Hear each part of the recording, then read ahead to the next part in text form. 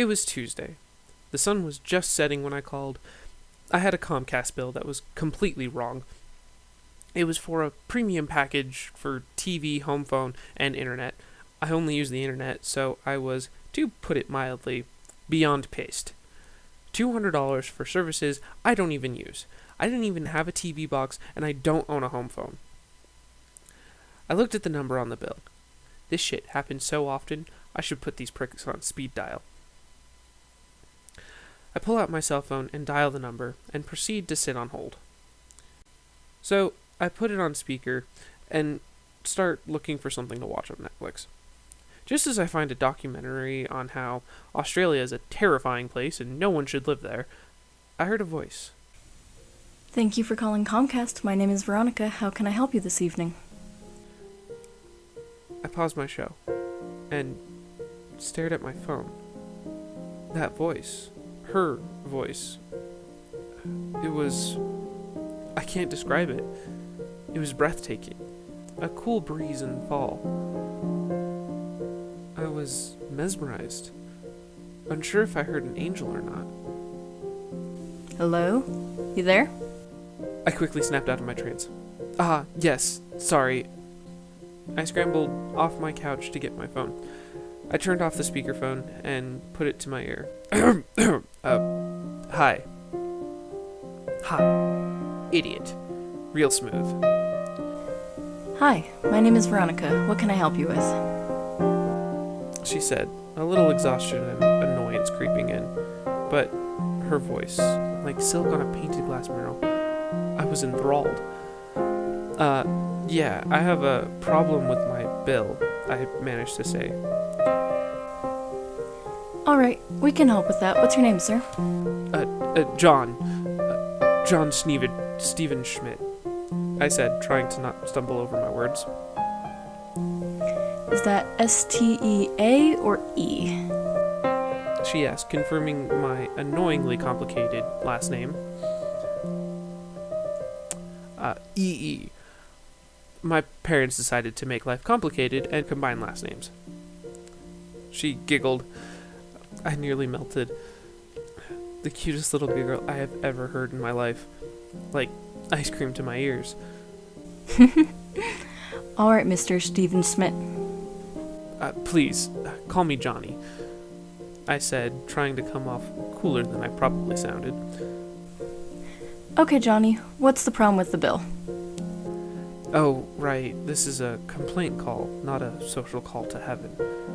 I told her about my bill, and explained that I didn't have the extra services outside of internet. She looked at my plan. I see where the mistake was. Let me get that fixed for you. It will be back to normal in a jiffy. Her melodic voice was suddenly cut in on by a keyboard typing away. Alright, I changed our records. A mix-up with the system. It does that from time to time, not usually this bad, however. It's fine, I said. No problemo. I'm glad I called you. I mean, in general, not like, oh shit, I'm floundering. I was getting nervous. I understand. My phone bill did something similar. Oh, that voice. I can't get enough of her sound. So perfect, even over the phone static. Is there anything else I can help you with, sir? This was my chance. I had to take it. If you don't mind me asking, what location am I calling? I'm in Denver. She said, a slight giggle at the end. She's local. It sounded like I was doing well. So, Miss Veronica, is there any way you can help me to a date, say, Friday at 7, Bar Louie? There was a silence for a second. The longest second of my life. My heart was pounding. I'm sorry, I can't do that. Her beautiful voice had cut me deeper than I could have done myself. I had got ready to say, all right, sorry I asked, or something like that, when she continued. How about Saturday brunch at Village Inn in South Denver? My heart nearly came out of my chest. I was so happy. Yes, that sounds perfect. Do you need my number, or... Don't worry, I have it here on my screen. Is there anything else I can help you with, Johnny? The way she said my name sounded like a hot fudge sundae. I didn't think it was possible, but her voice got even sexier. No, that will be all. I'll see you later then, I said, coming off as smooth as sandpaper. Okay, thank you for calling Comcast, and I hope to see you soon. The call disconnected. I literally leaped for joy. I was dancing around my apartment. I'm sure I looked like a madman. Or, more likely, I was having an epileptic seizure, standing up. I didn't care. I had a date with Veronica. Oh, Veronica. If she looks a tenth as good as her voice sounded, I had scored the most beautiful woman ever. Of all time. I looked at my phone later that night. I got a text. Hey, it's Veronica, just texting you so you have my number. So Saturday at 9 a.m., winky face. I read her words, picturing her voice saying them. That silky smooth, candy crack voice I can't get enough of.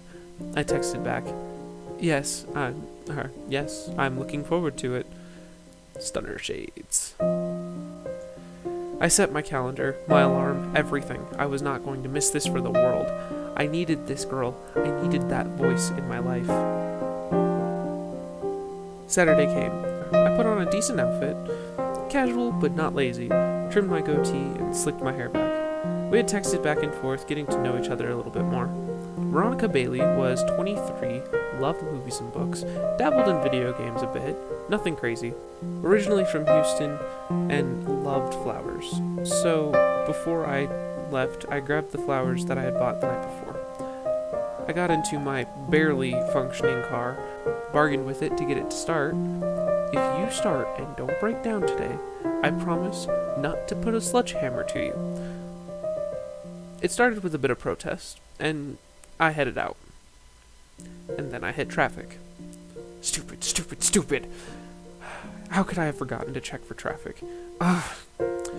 I pulled out my phone and started to text her, letting her know that I was going to be a little bit late when my phone died. Jesus Christ, Murphy really had it out for me today. I could only hope that I was going to get there on time. I had lived here my whole life. I can get through this. I double-checked the directions like 80 times. I should be fine. I get there at 9:30. I'm now panicking. I hurry out of the car, grab the roses, and bolt to see if I can salvage this date, and tackle a woman to the ground. Oh my god, I'm so sorry. I should have checked where I was going. Here, let me help you up, I said, offering my hand. It's fine. I was mesmerized again. That voice. First stood up, then hit by a linebacker. What else could go wrong? As I pulled her up, I asked her, Veronica? She stared back and asked, Johnny? I had tackled my date onto the concrete. I'm just the charmer. I'm so sorry. I forgot to check traffic, and when I was going to call, my phone died, and now I'm 30 minutes late, and I looked at the flowers. I found them partially crushed by the fall, and I ruined the flowers. She looked at me, her hazel eyes framed on a slender tan face, and light brown hair stared into my clumsy and awkward soul. And she smiled. It's okay. The flower is lovely. She pulled out the one decent flower from the crushed ones. She broke off the stem and put it in her hair. She was gorgeous. I was in shock by her beauty. I wasn't sure if I was in reality anymore. I started to get a better look at her. She wore torn jeans, a red blouse, and a necklace with a metallic feather on it. Even with the heel, she was nearly a foot shorter than me. And she was the epitome of beauty. She reached up and closed my jaw. I didn't realize it was open. You want to catch flies or something? I snapped out of my trance. Her voice sounded even better in person, unfiltered by the phone. My heart fluttered. So, about brunch?" I asked. She looked at me, the flower in her hair. Her eyes glistened like gems, and said, I don't think they would mind if I got another pie.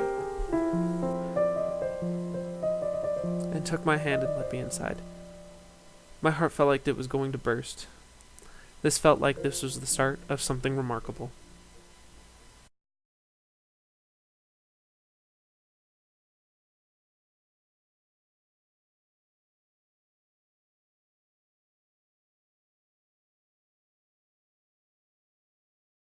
This shit happened so often, This shit happened so often, I should have these